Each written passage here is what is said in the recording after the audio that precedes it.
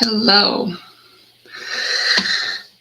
Oh boy, another Friday. This one's a little bit heavier today. So I'm glad it was back day and I've already lifted heavy things because it grounded me in that this has been a very emotional, heavy week.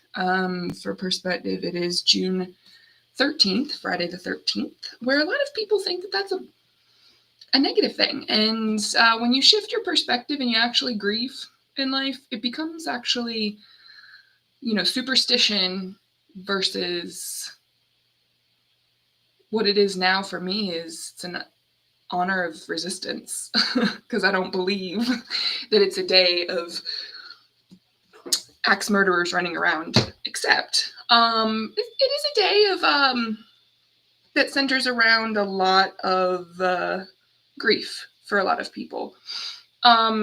So this is what I'm going to do because the topic I set last week, I wasn't expecting what we've got going on in our world today for this Friday, but I am going to put unfortunately, the big macro world political topics towards the end because I still have to be able to cultivate some kind of maybe hope in what I'm going to talk about today.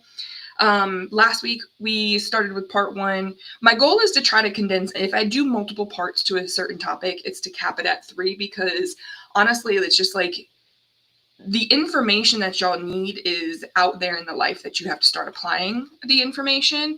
So the reason I want to do a part 2, and I'm not even sure if there's a part 3 quite yet, is because this part of grief is kind of like the middle phase.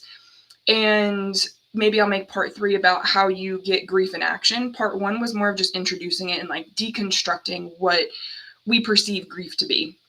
The education around it, even my own education on it, but then also how to maybe reframe and to redirect what grief looks like in your life. But this is definitely a great time in life to start practicing how to incorporate grief and emotion and mental health into your day-to-day life. So I'll put that towards the end of like how maybe you'll be able to even hear how it relates with how I just present what grief could be considered and how to reframe your perspective around it in the beginning. So, but yeah, I guess I didn't even do my little spiel when I came in because honestly, it's just been a very discombobulating day already for me.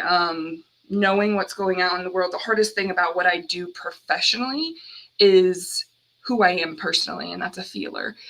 And I feel a lot the past couple of weeks before, all of the news and the protest and everything that's going on in the world started hitting the media. My front yard, for the most part, with the clients that I work with, the friends that I have, there has been an extreme amount of grief and loss in the past 2 weeks within their lives. And that's something that I see that correlates, on a grander scale too. So that's ultimately why I started as like, you know what, it's time to just like hone in on the topic. So wherever you pick up in this, I'm hoping that you'll be able to get something, but just know that the process is continuing to move forward and figuring out where the information that you learn can apply and you try it out. You make a mistake, whatever, right? But here's the thing about part 2, what we're going to talk about is how when you lose yourself and how do you like regain that trust if the grief is a loss of a person in your life or a spouse or even a material item. And so what really this concept of grief is about, part 1 was noticing that it's really just emotional flow and you have to learn to regulate that emotion. This part 2 is how do you start trying to reconnect with when you did lose something. And so before we go into that, I just want to say this is who you are is really about identity and how you find your identity, and you're very intentional with how your identity shows up within your life. So for me, as an example, part of my identity is my name. It is not just the professional accolades version of my name. That's one part of my identity just in my name, but it's also what my name means. And when we find and understand, that's just one That's why I personally, like, if I meet someone that has a name that I don't know how to pronounce, or I just consistently mispronounce it, that's my sign to be like, you know what? I value someone spelling my name correctly, because you may be surprised that a lot of people like to spell it the way they want to spell it, right? So when we talk about like grief, what does that have anything to do with grief? Because grief is all about when you lose a version of yourself, when you lose a person, you have invested a part of your identity in that thing, person, place, or thing. And when you're not prepared to look at how that identity is not truly attached to the current moment, then that's where it gets complicated. But if you are willing to look at even the micro sense that another part of my identity is my zodiac sign. I'm a Cancer. I am an emotional person. So whenever I have an emotional experience, if I'm not willing to honor that emotion, then I am going to be resisting the process of grieving. And that's what I'm here to teach people. I'm not teaching y'all to do it the exact same way. I'm teaching you how I understand it and figure out how you apply it in your life. I should have grabbed my fan because I'm hot already. So when it comes to like identity and what loss looks like, grief is about you losing parts of yourself that you actually never had the accountability to take responsibility for. I see this really often in divorce situations because I end up working with providers. So a lot of those tend to be parents. Doesn't matter on gender, but I do tend to work with more female parents than I do male parents. And if they go through a divorce, which the divorce is probably needed, especially for the sake of the impact of their children or themselves, is that when we label ourselves, this is why, kind of going back to my other video of like why I don't specifically subscribe to all labels. I think they're important, but we have to be careful of our attachments to them. Is that when we label ourselves a wife, we label ourselves a husband, a lot of the times that is a generalization of an identity that we have not been intentional about. And when you get intentional about those labels, you're able to build a more secure attachment. This is not necessarily going to go into like a whole, at some point I do need to start talking about the attachment theory because that's really trendy right now. I have mentioned it here and there, and it's definitely, if you sign up for my program, it's all talked about in there. But when it comes to like, I know people tune into these talks at different places. They may or may not come back to them. Attachment theory it's a multi-level identity that most people, you need secured space for. So before you even do any of this, like all this unpacking about grief, you have to make sure that you're consistent with taking the time. You have to make sure that you're consistent with securing the time for you to be able to do this reflection and also be able to deal with what comes up from when you're reflecting on the inner parts of yourself. So, but I see this concept of grief and loss that comes around when we are doing the right thing, but we're not prepared for how our identity has enmeshed itself with the thing that we are no longer engaged with. It's not serving us, it's hurting us in some way, right? So a lot of times people don't realize, like, I think people do realize that divorce is like a grieving process, but most people don't realize how that identity of being a husband or a wife, a mother or a father integrates itself and interweaves itself into the existence of all your daily routines, all of your expectations.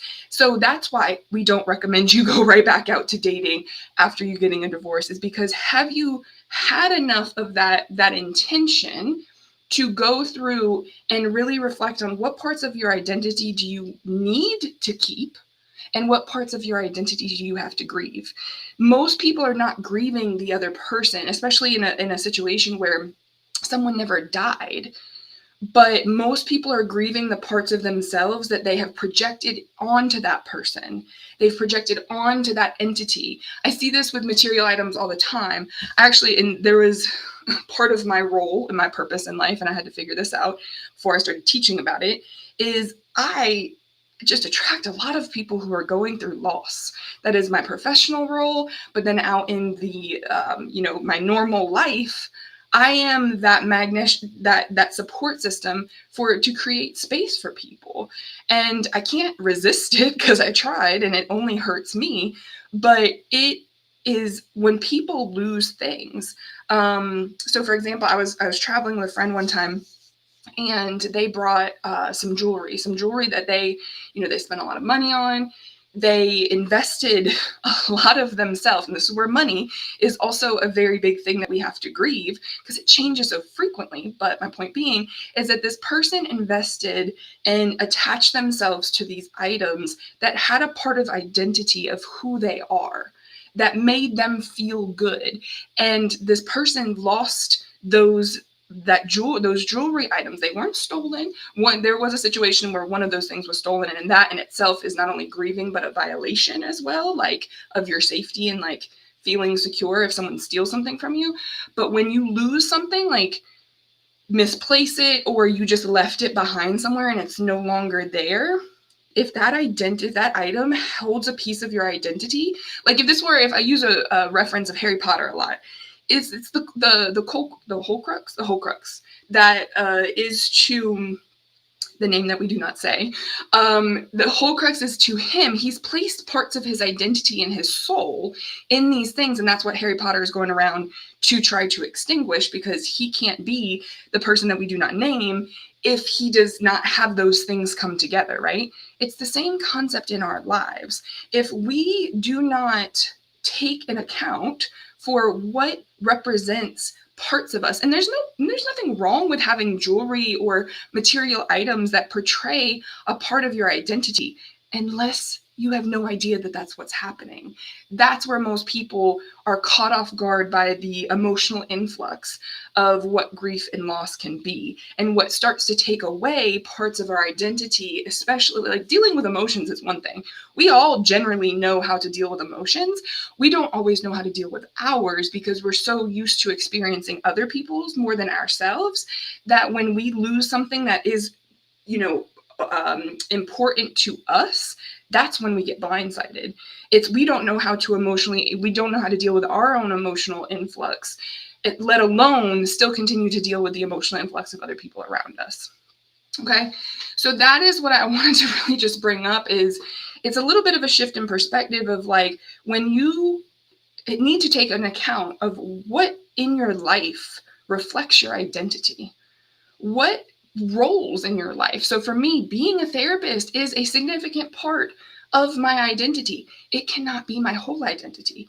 The only difference between you and me, other than the fact that we're different people and have different experiences, is that I had a degree of accountability for my profession to do that work.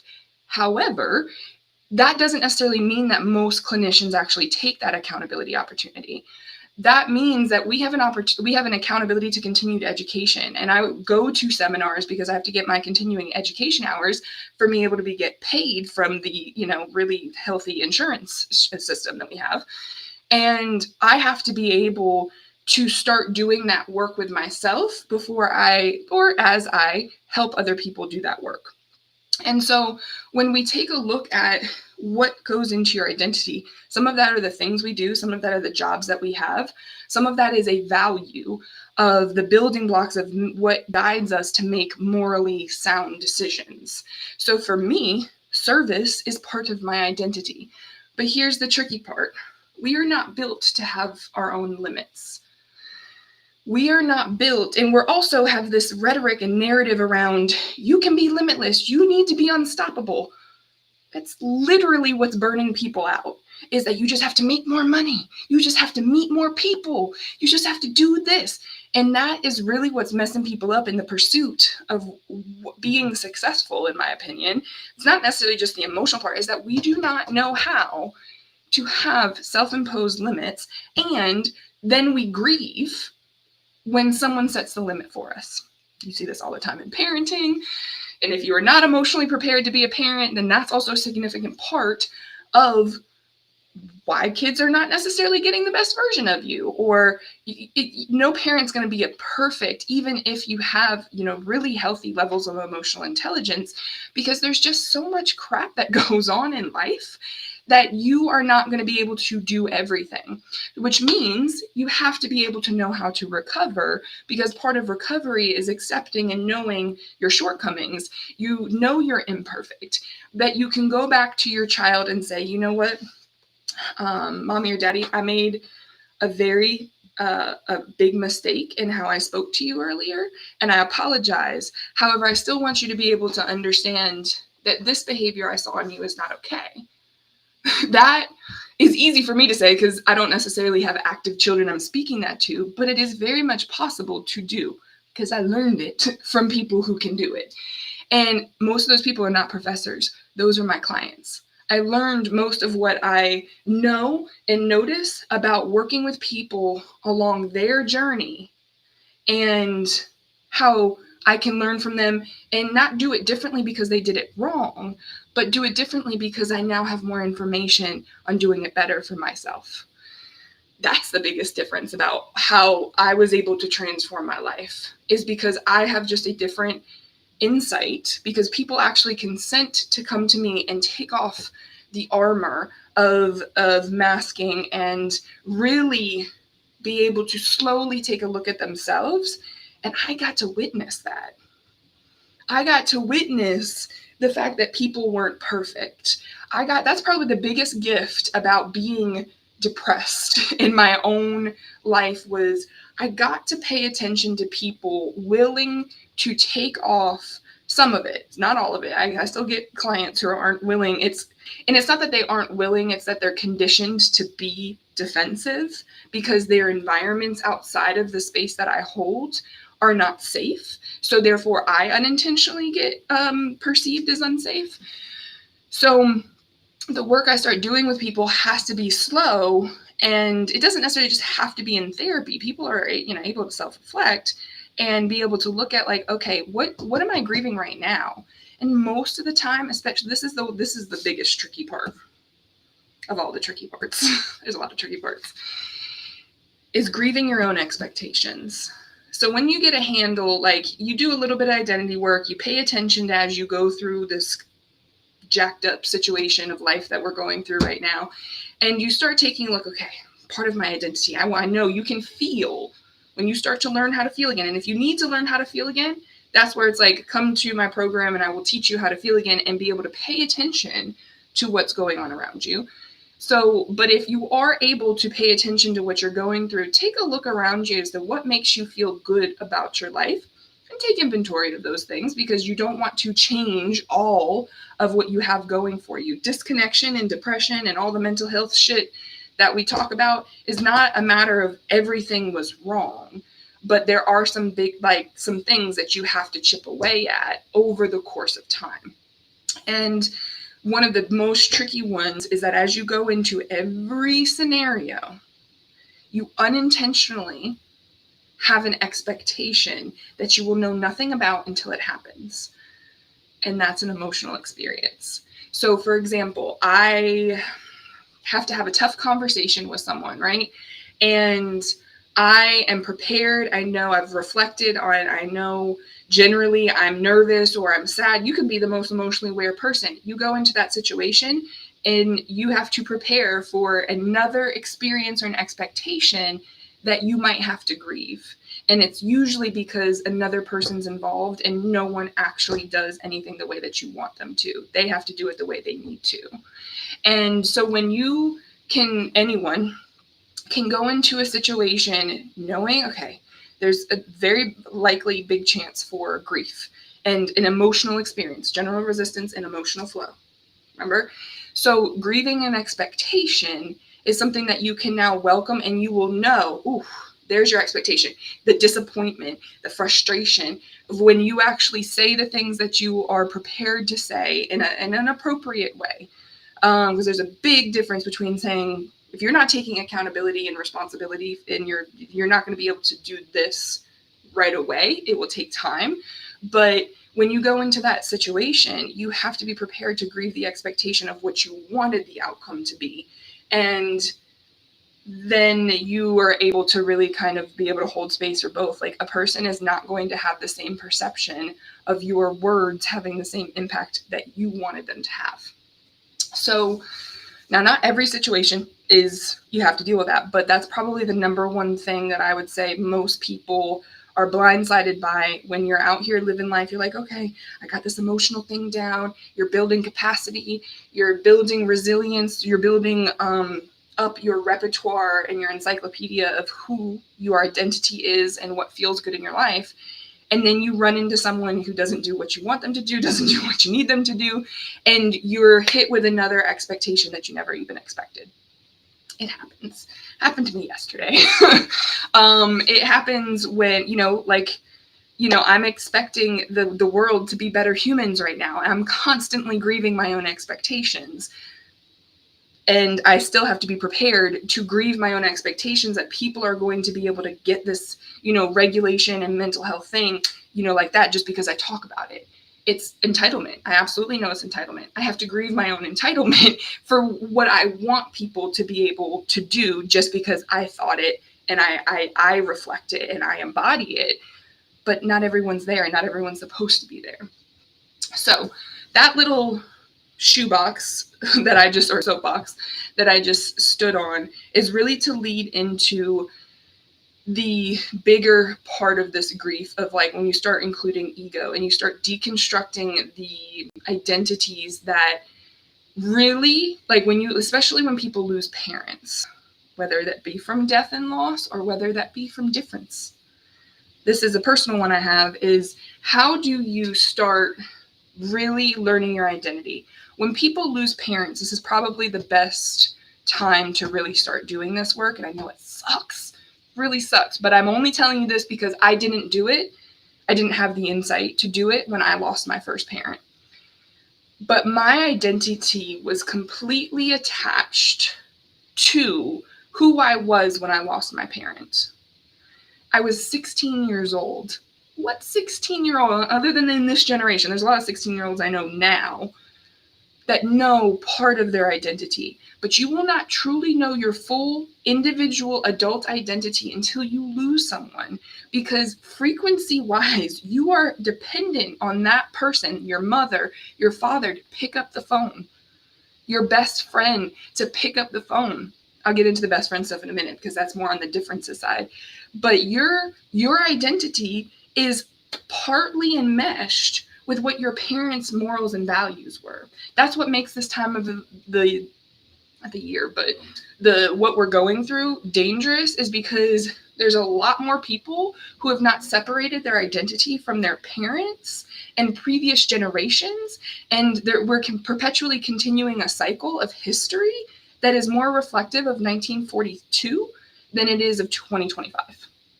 And it's, in my opinion, is because people have not had the accountability to sit down and really look at, do I actually value this? Because it takes a lot, not only it takes a lot of energy, it takes a lot of courage to face the truth. It takes a lot of courage to face the truth that unfortunately part of humanity will include suffering, but it doesn't have to lead in mass suffering to the point where you lose sight on how you make people feel. There is this is going to go into a little bit of a soapbox, but I got to say it because it's right now. You can tell someone and you can reject someone and you can hurt someone with mindfulness to how you make them feel and still not have to take on their emotions. Because sometimes, look at breakups. We have to break up with people in order to grow or whatever, is that you can do that with consideration to how you make them feel.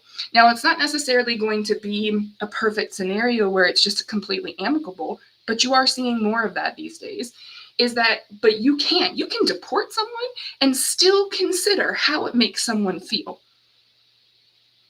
We're not seeing that at large scales right now. I only have hope that it's possible because I see that on a smaller scale, and I do think it's something that can be scaled to the macro sense of what we're going through from a government standpoint. It's just not, because there's an older generation of identities in history that have not been intentionally chosen, not all. And I can't tell you names or anything of who that is, and I'm not going to say names, but you can tell by the way that they make you feel. And that is what I know I'm up against, a completely different school of thought with you can't help everyone, you can't do everything, you can't make everyone happy. I absolutely agree with that, but you can be considerate to the impact that you have. And it is time for people who have this energy short term, but have also been working long term sustainably, to be able to stay up and start speaking that. I'm one of these, the transformation that you saw which there's no way that I can explain to you every single why as to what I've gone through. But it is because I went from challenging what I had learned and being intentional about selecting my identity, not only of the things that I needed to keep, but things that I wanted to be. And who I wanted to be was not just a role model for mental health, but it was someone that knew how to speak up when I saw injustice. It is, with a crackly voice or not, it is someone who was able to provide peace without having to use a lot of energy. And that was built into the work that I have done, not only with clients, but on myself. Outside of those sessions, I put myself in those, I had to force myself to sit down and take a look at myself, even when I was too tired, even when I was burnt out. Because burnout is just the limit that you reach so you can come back to a pace that's actually sustainable. This is why I don't think depression is a problem. Depression is actually necessary. Depression is you recalibrating, if you stop resisting, that depression is not what's killing people. Denial is. If you are denying the fact of sitting down and needing rest, then you're going to perpetuate depression.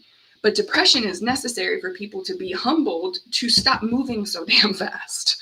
At least I know that's what it was for me, is that I have a very fast-paced brain. I want what I want when I want it.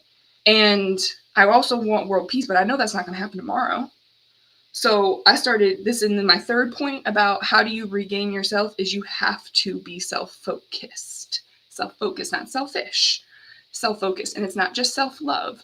When you, and it's tricky right now because there is so much going on out in the world that you do have to experience, especially if you're a feeler.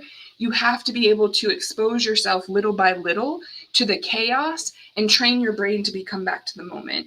Because you have to, in order to combat the forces that be, whether that be a narcissistic, abusive, domestic violence relationship, whether that be a dictator in a public office, whether that be the negative person at the grocery store that you can just feel, is you have to be able to have the capacity to separate their emotion from yours, and you have to know what your emotion actually feels like and respect your own limits for that, which you can't, you'll get humbled. And it's usually in sickness where immune health becomes the biggest issue, and the chronic illnesses that we have. It's because people have not been respecting their own limits. And there is some responsibility on, especially corporate America, capitalism, all those things that cause that. But unfortunately, that's still not changing as much as you start, like voicing your opinion to try to change. It's a balance. You have to be able to express yourself, but also be able to reserve that energy for what your life needs. Because if you're checking out when your kids need you the most because you're completely engulfed with what's happening, politically, but yet you're still sitting safe in your house, then your brain is not going to be able to reinforce those limits that you need to provide security for yourself, to be able to build that discernment in your emotional experience versus someone else's. I hope I said that well. It's a little bit of a passion topic for me, and I know it's tricky, but I also know it can be done. Not only because I help people do it, not only because I've done it and still do it myself, but because there's literally no other option, and less people are doing this than speaking out on social media.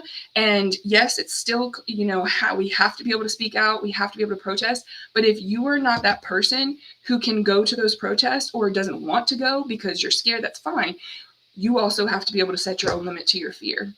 And I see a lot of people lose themselves in fear more than someone AI or a brown skinned person coming to take your job. That's literally what we're trying to fight against, is people who got lost in fear. They've got lost in the identity of other people. And if you do not start practicing self-focus and knowing how to set that limit to your own emotions, to your own thoughts, and readdress your belief system to be truly selected for who you are, then unfortunately you're going to get humbled. You're going to get humbled. You're going to get sick. You're going to get tired. And you're not going to be able to do the fight that you actually want to do. And part of me, look, when I tell this to my clients, because I've had multiple clients this week who I've worked with for years, and their passion is put in different places. But they've finally gotten themselves to the point where They still get caught up in the information. There's nothing wrong with that. You got to stay informed, but you also have to know, okay, I have enough. There's no. So I had a conversation with a client this week where, she's very intellectual. She's been a provider for so long, doesn't have her own children, but is an education provider. And she feels so much, and this time of life, she's been through so much that she is having a hard time. And that's why I'm the accountability to that limit, which I have no problem to be that. But she struggles with being able to not formulate a part of the future that is based off the past. So, okay, long story short, she basically had this intrusive thought of us being in concentration camps again. And it sometimes feels icky with what I have to say to people, but I hopefully do it with, that is a true scary situation. And I had to acknowledge that there is a potential. There is a potential for it, but it does not have to be something that we perpetuate in this moment right now, because it's not happening to her. It doesn't mean that I'm taking away the fact that it is happening to other people. But if she's going to be the person that contributes to change in that, she can't cultivate the belief that it's going to happen. So ultimately what I had to say to her is, and I don't really know what the right thing to say these days is anymore, but it's just that, look, with all of that going on in your mind, I'm going to just remind you that history does repeat itself. But if it does, there were plenty of survivors. There were plenty, those camps that she was comparing the situation to are still there to be an indicator of what can happen and what doesn't need to happen again. And if this is a time for us to stand up and to start fighting, it has to be fighting our own selves first before we go out there and try to tear down a congressman that we know is corrupt, that we know is just out there in ego land and just thinking that they're entitled to doing anything, making anything, and taking anything. You have to. It is fundamental to do self-focused work before you create societal change, or else you're not going to sustain. That's just what it is, because everything else is out of your control. We don't know what your destiny is. I don't know what my destiny is. I just know that this is what my higher power told me 5 to 6 years ago, is that I had to prepare myself to be someone for not only other providers, but for societal change. That's why I'm a social worker. And I actually didn't even really choose that until I had no other choice, which I did technically have a choice. 2019, I was out. If y'all go back on my social media in 2019, I was in Australia. And I was like, you know what? They speak English. I can do mental health over here because America is, I don't know what America is, right? Something in me, I had just enough capacity. And a lot of it was I was just paying attention. I was on the coast I was in Brisbane, and I was just there, and I was looking at everything around me. Beautiful city, beautiful beaches, best sunrise I've ever seen. Closest to New Zealand. Everyone thought I should have gone to New Zealand. I'm glad I didn't, because if I had gone to New Zealand, I probably would not have come back to America and heard the same message, which was, when I was in Australia, they still have racism. If anything, it's actually longer, more rooted in history than America is, because they were, and don't get me wrong, I'm not a history teacher here, but Australia was governed by the British longer than America was before we got our independence. So if we want to say like what family that was in, there was more overt corruption there. And I was like, oh shit, they got it going on over here. So I was like, okay, so I can't really say anything about Australian politics or Australian mental health, because I'm not Australian. I didn't grow up here and do it. That's why I came back to America, because I knew. And then you see from 2019 to 2021, and there's a bunch of stories in there that eventually I'll tell in a book or something, that I started becoming self-focused. I had to figure out what and how to sustain my energy. That's why I know you're going to get sick.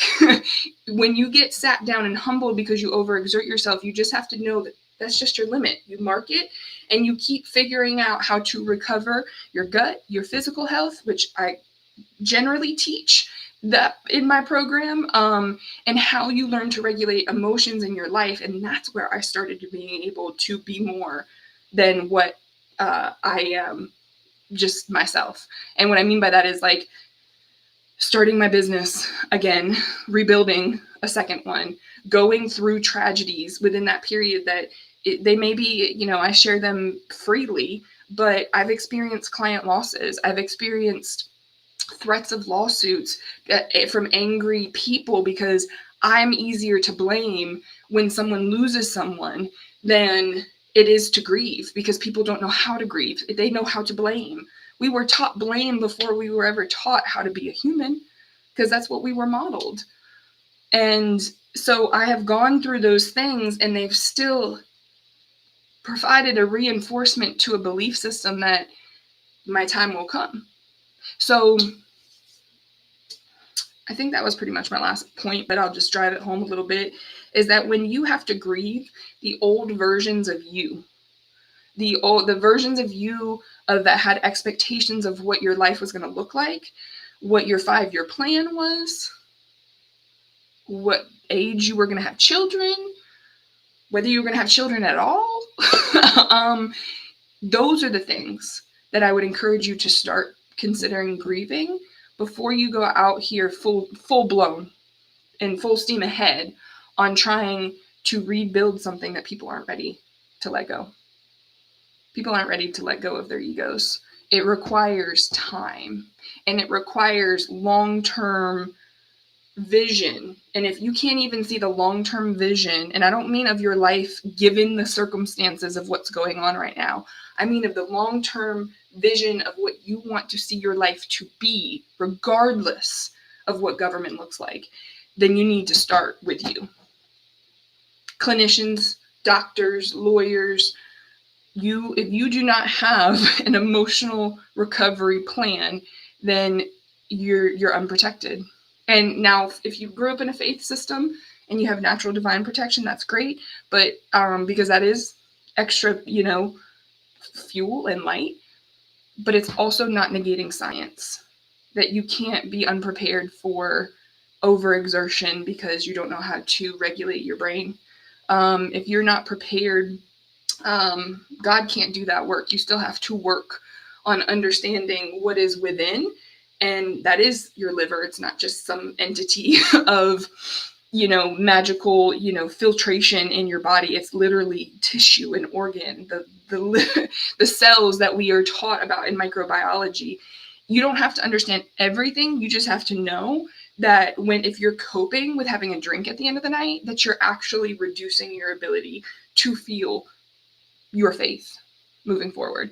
If you are, and I mean, it doesn't have to be perfect, because I'm like, I don't do everything I did at the beginning to help reserve my energy. But if you don't look at where is your energy leaving you, and this is the one place that most people are unsuspecting, because they're like, oh, I'm getting rest, I'm taking breaks, If you're sitting on a screen for longer than an hour at a time, that's a place. It's reinforcing the lack of boundaries for your own emotions and your thoughts. And I'm just as guilty of that 80% of the time. But I also take breaks, and I let myself recalibrate. Can I do it more? Yes, but I did it enough. I did it enough that I was also able to provide security and protection for me losing energy in other areas. I got the gym routine down. I've got the food, what I put in my body. I have a system of recovery in different areas of my life. This is the time, because the powers that be will get impeached. They'll get changed without you having to do anything. This is the time to stay self-focused. And that still does mean look at the news sometimes, but reestablish security here. And most people they're not prepared to reestablish emotional security quite yet. So if you are, and you want to learn that, hit me up. I got a course and curriculum that is not fully on your own. It's just self-guided. But the accountability comes in different ways than everyone just rushing to therapy. Because I'll tell you, most therapists, a lot of therapists, they know the information, but they're not necessarily prepared to deal with your emotions to try to, how do you get people to listen to you? that like, hey, when's the last time you ate something? When's the last time you drank water? Fundamentally, there's not a lot of clinicians holding you accountable to reestablishing true emotional security, which is in your body, which is why I address the relationship with food. It has nothing to do with you having a crappy relationship with food. It has everything to do with you not paying attention to the energy and the emotions that deviate you from the things that you need to provide emotional security in your life, like eating, like hydrating your brain and eating fat to make sure that your neurons regenerate so you can change behavioral patterns in your life and it becomes easier, right? All of that has to start with emotions, and most of that is tied to the relationship with food, at least in my belief system. So, I think I was pretty clear on my stance and a lot of things that's going on, but just this last point of grief and how you of grief and like how you reestablish trust with yourself. You have to reestablish trust with yourself from the bottom up and the inside out. So emotions, food, Maslow's hierarchy of needs is a great representation of where to start. So and then, but really let's be clear, grieving it's the expectations that we have to be careful of, that it stops, or all the negative things in this life cease. And I understand that this philosophy is going to be very difficult for people, but it is not supposed to overshadow the reality that there is some really crappy stuff going on in this world. And there are a lot of shame-fueled people, but a lot of shame-fueled men specifically, because that is ultimately what keeps the ego in the driver's seat and loses perception of how they make other people feel. There are a lot of shame-fueled men that are going to be coming more to the surface of our experiences. I'm already seeing it already in my clients. They are losing their expectations of what their husbands to be, because men generally have been in how do I want to say this? They've been in a place of power that has caused them to become defensive and not held to the same regard of experiencing themselves and knowing their identity, that have ultimately caused them to do things that are even more shameful, and it just repeats the cycle. And a lot of the times you're going to see it. We're going to be facing some really big topics that people hate to talk about, I'm not going to lie. The only reason I think I'm able to talk about them is because for some reason God put me through this system of I went through the prison system. I've worked with sex offenders before. I've worked with people who've taken other people's lives. I am not so scared by them because they have to live in a state of truth already. I know who they are. I'm not scared by them, and they don't even have to be in handcuffs. I am seeing that happen in the general public, where people are not as prepared to own the fact that unfortunately sometimes they're only shame-fueled because someone deposited shame in them by usually doing something to them that only they know how to carry out. So I'm only saying that to just be prepared, and also to know there's no excuse to poor behavior. But so you guys have an understanding on how to hopefully detach yourself from the perception. If you're married to someone who's done something horrible, shame-fueled, that is not a reflection of you. There are ways to get out of that, but it does take courage, and it takes asking for help. So if you are that person that needs to get out of that situation, or you are that person who is shame-fueled, who needs to release themselves from something, from an identity that they know is bad, but they don't know how to do it, please reach out. Because like I said, I'm not making an excuse for anyone who's done something to someone else that's negative, but we cannot afford to lose people when I know that recovery is possible. And especially given it's Men's Mental Health Month, it takes time, but I promise you're not that far off from doing the right thing if you can start by just coming to admit that you're not willing to live in shame shadows anymore. I'm speaking very generally because I'm not here to call out or put a label on someone who has an addiction, who has a shortcoming, who has something that they're hiding. God told me to just be myself, and that's just, I, for some reason, cannot judge people who do, I mean, I can judge people who do bad things. It affects me. I have more tolerance from an emotional standpoint at certain times than some other people do. I think that's part of the reason I don't have children right now, because if I had kids, I would lose that. I would lose that ability automatically. I know I would slap a hoe if someone ever touched my child, or someone touched other my nieces and nephews, that my friends' kids and stuff like that. But I have, and there's other clinicians who do that too, people who work with, you know, sex offenders, who unfortunately, no one is truly fully responsible for what's happened to them, but you are responsible for what you do about it. So yeah, I'm gonna cut it there, because I could go on for days, but I'm not going to. I'm gonna go take a break, because try not to be a hypocrite in this world of hypocrisy. So hopefully that makes sense in terms of how you, some of your personal identities you got to lose, and some of them you have to regain, and you got to grieve and reintegrate back into who you are and who you want to be. So whenever, wherever that finds you, hopefully that helped you along your journey, and I will see y'all next time.